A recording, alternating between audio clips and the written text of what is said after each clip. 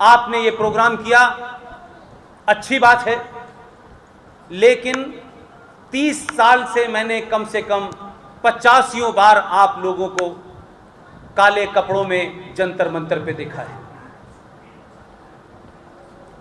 लेकिन मेरी विनती है, सिस्टम बहुत तेजी से अंदर काम कर रहा है, बहुत तेजी से कर रहा है।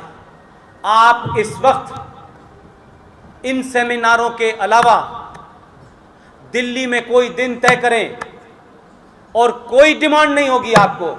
आप कहिए हम थैंक गिविंग सेरेमनी के लिए जंतर मंतर पर इकट्ठे हो रहे हैं, कुछ मत करिए।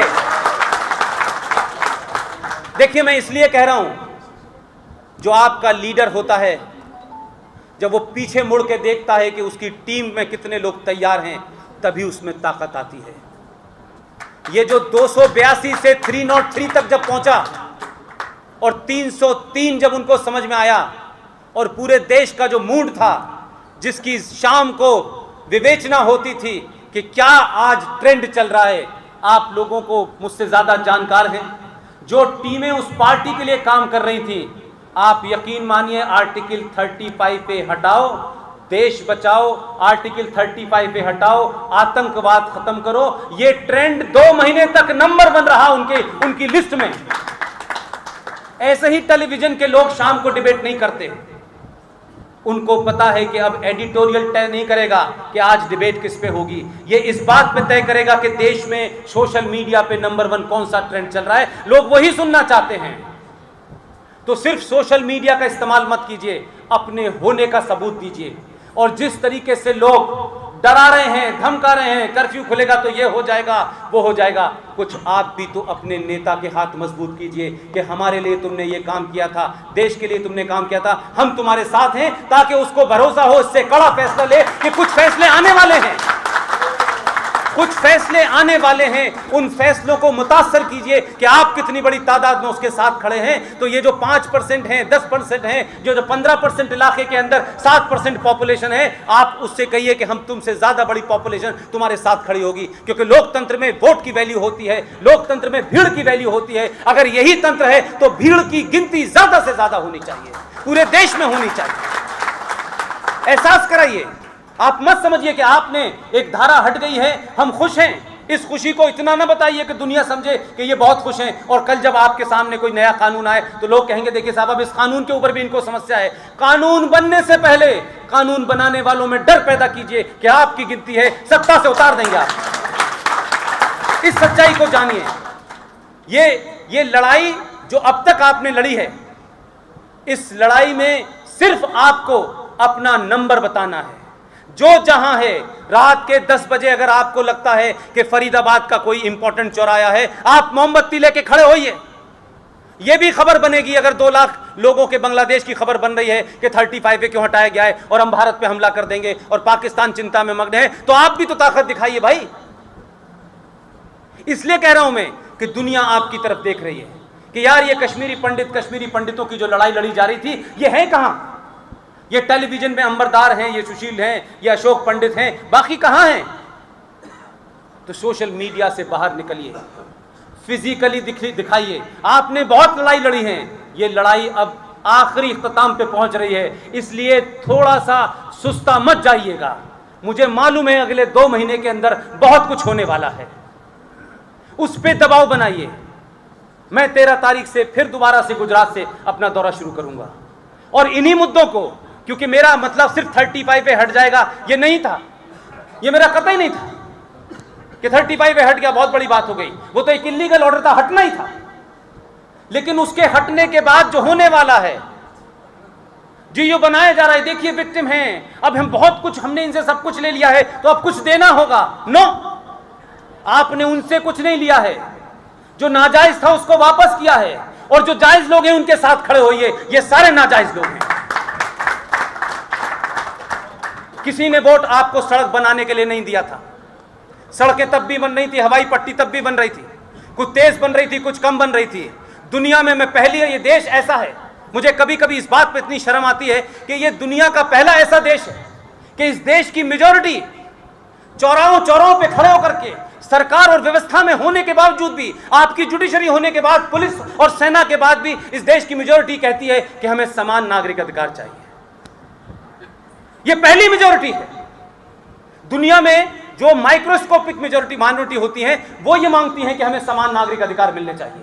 लेकिन इस मेजॉरिटी की त्रासदी देखिए, आप गिनती में ज्यादा हैं, सत्ता में आप हैं, व्यवस्था में आप हैं, जुडिशरी में आप हैं, फौज आपकी है, लेकिन आप भीख मांग रहे हैं कि हमें समान अधिकार मिलना चाहिए।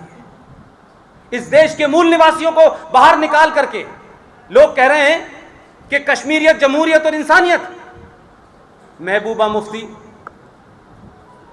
एक बार मेरा प्रोग्राम होना था ललित भाई, दिल्ली में संबंध जब अच्छे थे अब खराब हो गए, तो उन्होंने मेरी एक पूरा कार्यक्रम रुकवाया और मैं अभी भी गया।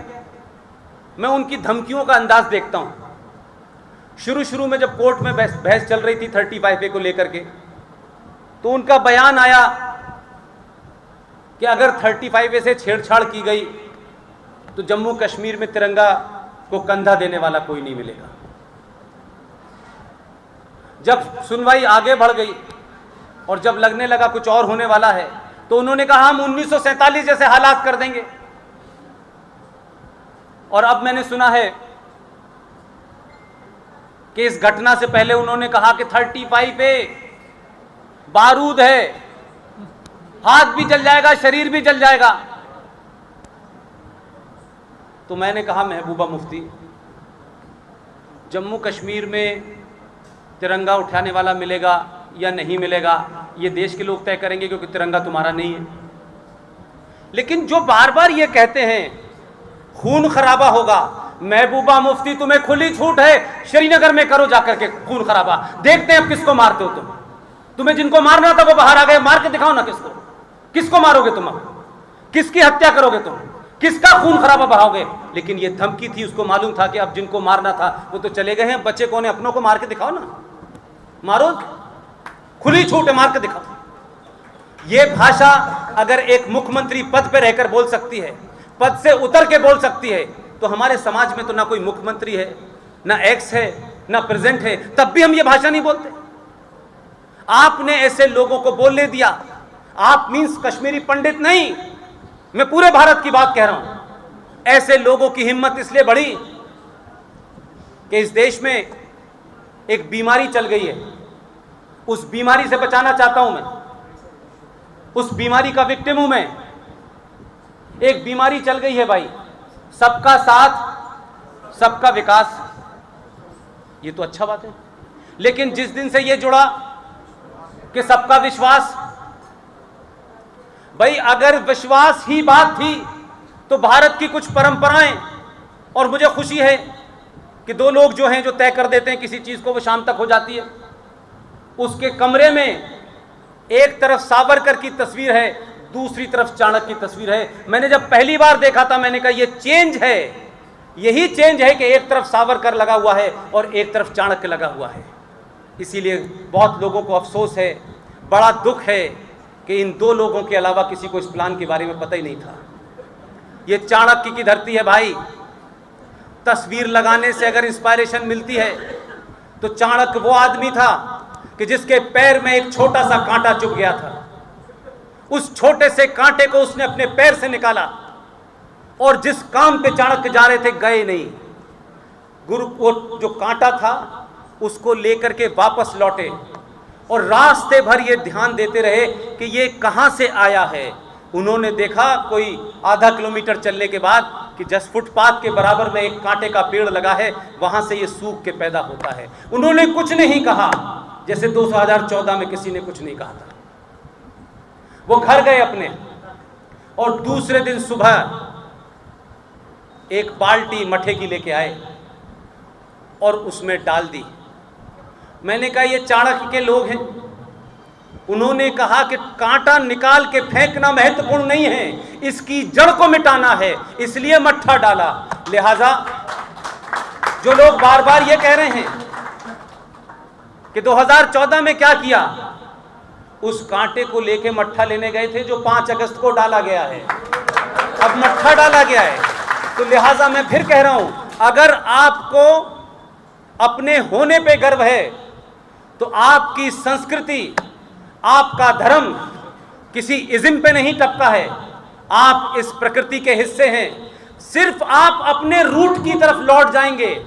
ये रूट कश्मीर में भी हैं, ये महाकाल में भी हैं, ये हिमालय में भी हैं, ये गंगा में भी हैं, क्योंकि हमें 70 साल में ये बताया गया कि भारत की पहचान ताजमहल है। अब वो ताजमहल पहचान बनते बनते, और इसमें देखिए आप एक खास किस्म की सोच देखिए ललित भाई, कि जो लोग ताजमहल को अपनी पहचान बता रहे थे और लगातार ताजमहल के बारे में बात हो रही थी, वो ताजमहल को पहचान इसलिए नहीं बता रहे थे कि वो उनकी पहचान थी, जबकि इस्लाम में, कुरान में मस्जिद का कंसेप्ट नहीं है। Masjid is not a holy shrine in Islam. लेकिन आपके देश में मस्जिदों पे पॉलिटिक्स हो रही थी कि मस्जिद जो है अल्लाह का घर है, अल्लाह मियां तो होते नहीं है, उनकी तो कोई मूर्ति है नहीं, न स्थापित की गई। तो जब भारत की सुप्रीम कोर्ट ने फैसला दे दिया, तब आपको पता चला कि भाई इस्लाम में मस्जिद का कंसेप्ट नहीं है। और आप तो उस सूबे के आदमी हैं कि उस सूबे में एक बिल्डिंग बनी हुई है 138 मीटर लंबी, 24 मीटर चौड़ी। उसका नाम लेने की जरूरत है? उस जगह का नाम है हजरत बल। मोहम्मद साहब की पूरी थ्योरी पढ़ लीजिए। जीते जी उन्होंने कहा कि कोई तस्वीर, कोई पिक्चर, कोई मेरी मजार नहीं होनी चाहिए, लेकिन उनके मानने वाले उनके बाल पूज रहे हैं। और इतनी दूर तक आ गया बाल। और जब ये मैंने अपने एक भाषण में कहा तो बहुत सारे लोगों ने कहा कि यार ये कहां से पता करा आपने। मैंने कहा पढ़ा लिखा करो थोड़ा बहुत। सबको मालूम है 62 या 64 में, 62 में बाल खो गया था। खो गया था। अगर थोड़ी बहुत साइंटिफिक है, साइंस के दौर में है, बाल खोया था कि नहीं खोया था? बाल को ढूंढवाया गया था नहीं कि ढूंढवाया गया था? दिल्ली से सीबीआई का चीफ मौलिक गया था कि नहीं गया था? रात, मैं नहीं कह रहा ये बात, मैं तो 65 में पैदा हुआ। आप मौलिक साहब की किताब पढ़िए, जिनको नेहरू जी ने भेजा था कि जाके रातों रात बाल ढूंढो। अब अगर मैंने ये कहा कि बाल ढूंढने के लिए भारत सरकार ने सीबीआई के चीफ को रात में भेजा कि बाल ढूंढो, और कमाल का सीबीआई का चीफ था, 1 महीने टहलने के बाद उसने कहा बाल मिल गया। इसको मैं इसलिए कह रहा हूं कि झूठ और मक्कारी किस लेवल की है कि 62 में बाल खोने के बाद माल मिल भी गया, बाल रख भी दिया। मेरा मोहम्मद साहब की शान में या उस हजरत बल की शान में गुस्ताखी करने का कोई इरादा नहीं है। मैं अपनी बात के रेफरेंस में यह बात कह रहा हूं, और कोई बात इंफेक्चुअल नहीं कह रहा मैं। बाल मिल जाता है जिस कश्मीर में, उस कश्मीर में 5 लाख कश्मीरी नहीं मिल पाते। उसमें यह नहीं मिल पाता कि कौन मर गया है, कौन मारने वाले थे, किस किस ने हत्याएं की थी। एक कंप्लेन नहीं है 5.5 लाख कश्मीरी पंडितों को मारा गया, रेप किया गया, जो कि स्टोरी बता रहे हैं हमारे दोस्त हैं राहुल पंडिता, उन्होंने किताब लिखी है। लेकिन किसी को यह नहीं मिल रहा कि इनको किसने मारा, अल्लाह मियां ऊपर से आए थे या अब वहां से सऊदी अरब से कौन सा आए थे, किसी को नहीं पता, लेकिन बाल मिल जाता है। लेकिन बाल मिलने पे जो निगोशिएशन लिखा है मौलिक साहब ने अपनी किताब में, वो गजब का है। जब ये बाल मिल गया तो रात में नेहरू जी को फोन किया, तो नेहरू जी से कहा बाल मिल गया है। तो नेहरू जी ने कहा मौलिक, ये उसमें सब कोट है, ये किताब आरएसएस के आदमी ने नहीं लिखी। उसमें लिखा कि साहब वो बाल मिल गए। तो नेहरू जी ने कहा मिल गया है। तो बोले मौलिक, तुमने जम्मू कश्मीर को पाकिस्तान से अलग होने से भारत से अलग होने से बचा दिया। ये बाल जोड़े हुए हैं सिर्फ, और आप बेकार के लोग हैं, खामखा आप समझ रहे हैं आपकी वजह से।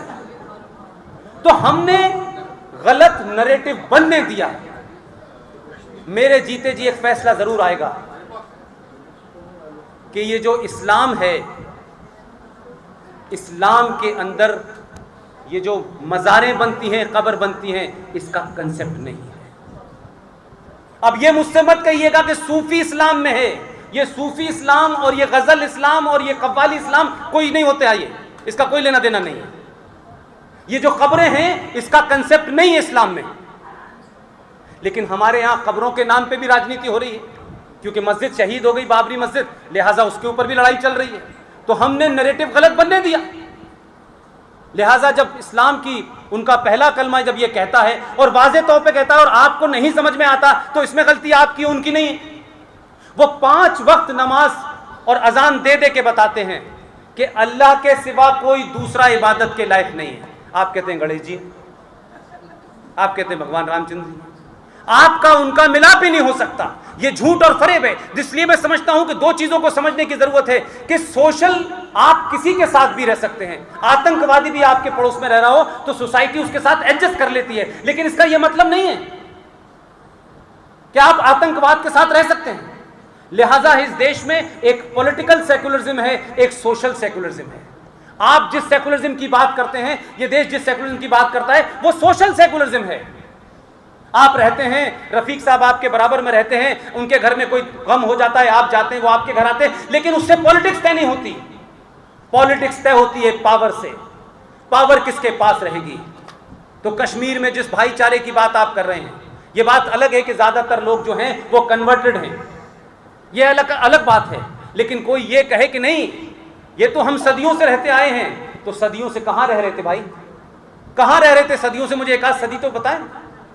आप भाईचारे में, आप भाई थे, वो चारा था, आप खत्म हो गए। आपको बड़ी गलती की नहीं, भाईचारा भाईचारा, आप तो चारा बने हुए थे। और जब तक आप चारा बने हुए थे तब तक सेकुलरिज्म था। जिस दिन आपने कहा नहीं बनेंगे, उस दिन उन्होंने कहा अच्छा ऐसे कैसे हो सकता है, तब वो निजाम मुस्तफा की बात करने लगे। लिहाजा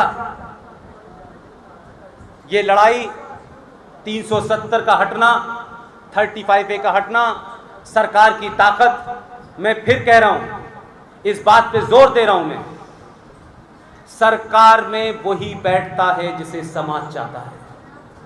ये 700 साल के बाद की घटना है। इस घटना को कोई तत्कालिक तौर पे अगर ले रहा है तो थोड़ा पीछे जाए, इतिहास में जाए, गुरु गोविंद सिंह को भी पढ़ ले। यहां जो लाल किले के सामने गुरुद्वारा शीशगंज है, पता करे कि गुरुद्वारा शीशगंज में किसके शीश कटे थे। पृथ्वीराज चौहान से भी जाके पूछो कि वो भी विश्वास जीत रहा था, 16 बार जीता, 17वीं बार इस लायक ही नहीं रहा। ये विश्वास कोई चीज नहीं होती है। आप पहले अपने पे विश्वास कीजिए। जिस दिन अपने पे विश्वास करेंगे उस दिन सब आप पे विश्वास करने लगेंगे। आपने अपने ऊपर से विश्वास कमजोर कर लिया है, अपनी ताकत से विश्वास कमजोर कर लिया है। लिहाजा मेरा मानना यह है कि जो लोग कहते हैं कि शांति कमजोर लोगों का एक चोगा है, जो कमजोर होता है वो शांति की बात करता है, उसे शांति मांगने का कोई अधिकार नहीं होता। शांति उसी को मिलती है जो शक्ति का प्रदर्शन करता है। आप एक बार शक्ति का प्रदर्शन करते हैं, जीवन भर शांति मिलती है। आपने 2014 में जब जो कुछ किया, इस देश के किसी मक्कार टेलीविजन ने, किसी अखबार, जिस दुनिया में मैं 27 साल तक रहा हूं, सच बात नहीं लिखी। और सच बात दुनिया के एक बड़े अखबार ने लिखी। ललित भाई, इस बात को बार बार कहता हूं कि हैं अभी व्यवस्था में इतने लोग, अभी सिर्फ आपने राजनीतिक लड़ाई जीती है, अभी सोशल जीतनी है। मेरे लिए समाज महत्वपूर्ण है। दुनिया के एक बड़े अखबार ने अपने एडिटोरियल में लिखा, ये गट्स और ये हिम्मत उसके अंदर थी, हमारे भारत के मीडिया में नहीं थी, क्योंकि इसके साथ और उसके साथ और ये इज्म और वो इज्म में भारत का मीडिया चल रहा था। वॉशिंगटन पोस्ट ने अपने एडिटोरियल में 2014 के चुनाव जीतने के बाद ये क्यों लिखा कि भारत में 1947 के बाद 2014 में पहली भारतीय सरकार बनी है। आप इसके मर्म पे जाइए, आप इसकी पीछे की जेनेसिस पे जाइए। जब ये लिखा तो बहुत सारे लोगों को लगा कि वहां भी आरएसएस ने मैनेज कर लिया होगा, लेकिन फिर मैंने उनके ट्रस्टी में पता किया, कोई ट्रस्टी नहीं है, ना पीछे 50 साल, ना अभी तक कोई। मैं ये बात इसलिए कह रहा हूं कि आपने 2014 का चुनाव, लोग कहते थे कि भूल चूक में हो गया होगा, कुछ विरोध लोगों का ज्यादा था, भ्रष्टाचार से इसलिए हो गया होगा, लेकिन आपने जब 2019 का चुनाव जीता, हम सब मुझसे आप उम्र में बड़े हैं, मैंने 5 लोकसभा चुनाव को अपने पास से देखा है। पांचों लोकसभा चुनाव के अंदर यही होता था, कौन इनकम टैक्स की स्लैब बढ़ाएगा, कौन चूल्हा देगा, कौन शाम को 2 बोतल देगा। सारा चुनाव यादववाद, मुसलमानवाद, ठाकुरवाद, ब्राह्मणवाद, ये बात इस पे होता था। लेकिन 2014 में जो आपने अपने होने का पहला हल्का सा सबूत दिया, ये सरकार उस दिन समझ गई, ये सरकार को समझ में आ गया। क्योंकि ये मत मानिए कि सरकार में जो लोग बैठे हैं उनके पास खबर नहीं जाती है, हम सबसे ज़्यादा खबर होती है। मैंने 5 चुनाव देखे हैं, आपने ज़्यादा देखे होंगे। ये चुनाव भारत में कभी राष्ट्रवाद पे चुनाव लड़ा ही नहीं गया। ये 19 का चुनाव राष्ट्रवाद पे था, और क्योंकि राष्ट्रवाद पे था तो आपने राष्ट्रवादी शक्ति के सामने कोई सवाल खड़ा नहीं किया। उसने बहुत सारे काम किए, नहीं किए, जीएसटी लगा दी, ये कर दिया, वो कर दिया, लेकिन तब भी उसके बाद आपने उनकी गिनती बढ़ा दी और 303 हुआ। यही दबाव था कि उनको पता था कि ये काम हमें करना पड़ेगा, क्योंकि हम जिनके वोट से आए हैं ये उतार भी सकते हैं। लिहाजा पहली बार आपको अपने होने का बोध हुआ, आपको सनातन संस्कृति का बोध हुआ, आपको अपने वेदों पे लौटने का बोध हुआ। लिहाजा आपने सत्ता में एक ऐसे आदमी को बिठाया और कहा कि अगर नहीं करोगे तो उतारने की शक्ति पहली बार हमारे हाथ में है, तो बिठाया है तो उतार भी देंगे। लिहाजा ये डर बना रहे, लगातार बना रहे, और आपका ये डर सत्ता को भी रहे और आपका ये डर उन लोगों को भी रहे जो बॉम्बे में बीच बीच में डरने लगते हैं, कभी छोड़ के बीबी के साथ जाने वाले होते हैं, नहीं जाते हैं। मैं कहता हूं कि ये अगर डर लग रहा है तो ये डर अच्छा है और लगते रहना चाहिए। बहुत बहुत शुक्रिया, थैंक यू वेरी मच। दोस्तों, भारतीय जनता पार्टी के खिलाफ विपक्षी दलों को लामबंद करने के लिए तेलंगाना के मुख्यमंत्री के चंद्रशेखर राव ने एक नई मुहिम छेड़ दी है। इस मुहिम के तहत वे उद्धव ठाकरे, शरद पवार समेत कई बड़े नेताओं से मुलाकात कर रहे हैं। लेकिन इस लामबंदी में कांग्रेस को भाव नहीं मिल रहा है। ऐसे में अब सवाल उठ रहा है कि क्या कांग्रेस के बिना तीसरा मोर्चा बनेगा? अब इसी सवाल का जवाब शिवसेना नेता संजय राउत ने दिया है। राउत ने कहा कि हमने कभी नहीं कहा कि कांग्रेस के बगैर कोई फ्रंट बनेगा। जब ये बात ममता बनर्जी ने कही थी तब शिवसेना पहली राजनीतिक पार्टी थी जिसने कहा था कि कांग्रेस को भी साथ लेना चाहिए। राउत ने कहा कि कांग्रेस को भी साथ लेना जरूरी है। वहीं इस मुलाकात पर कांग्रेस की तरफ से भी बयान आया है। महाराष्ट्र कांग्रेस के अध्यक्ष नाना पटोले ने कहा कि तेलंगाना के मुख्यमंत्री के चंद्रशेखर राव के भाजपा विरोधी मोर्चा बनाने के प्रयासों का स्वागत करती है, लेकिन क्षेत्रीय दलों की इस तरह की पहल कांग्रेस पार्टी के बिना सफल नहीं हो सकती। सत्तारूढ़ भाजपा के लिए कांग्रेस ही एकमात्र विकल्प है। राउत ने कहा कि तेलंगाना के सीएम के चंद्रशेखर राव ने महाराष्ट्र आकर सीएम उद्धव ठाकरे से बातचीत की। दोनों के बीच राजनीतिक, विकास और देश की परिस्थिति के बारे में चर्चा हुई। दोनों नेताओं की बहुत से विषय में सहमति हुई। के चंद्रशेखर राव बहुत जुझारू नेता हैं। उनमें वो क्षमताएं हैं कि सबको साथ लेकर नेतृत्व करें। मुझे लगता है उन्हें नेतृत्व का मौका मिलना चाहिए। वहीं पीएम मोदी द्वारा चुनाव प्रचार में साइकिल को एक घटना से जोड़ने पर भी संजय राउत ने जवाब दिया। उन्होंने कहा कि ये उनकी आदत है, जब ये लोग हारने की कगार पर खड़े होते हैं तब इस प्रकार के आरोप करते हैं। उत्तर प्रदेश में बीजेपी हार रही है और उनकी ये आखिरी हाथ पांव मारने की कोशिश चल रही है।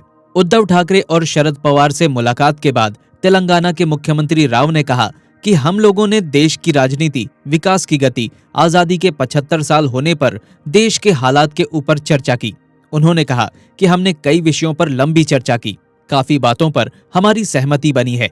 हमने मिलकर आगे के लिए काम करने का फैसला किया है। देश में हमारे कई भाई हैं, उनमें मेरी और उद्धव ठाकरे की बातचीत हो रही है।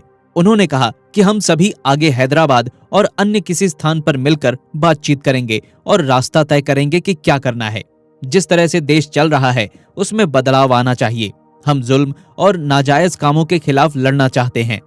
दोस्तों, वीडियो में बताई गई बातों से अगर आप भी सहमत हैं तो वीडियो को लाइक करने के साथ साथ ज्यादा से ज्यादा लोगों तक शेयर करें, क्योंकि जागरूकता फैलाने से ही फैलती है।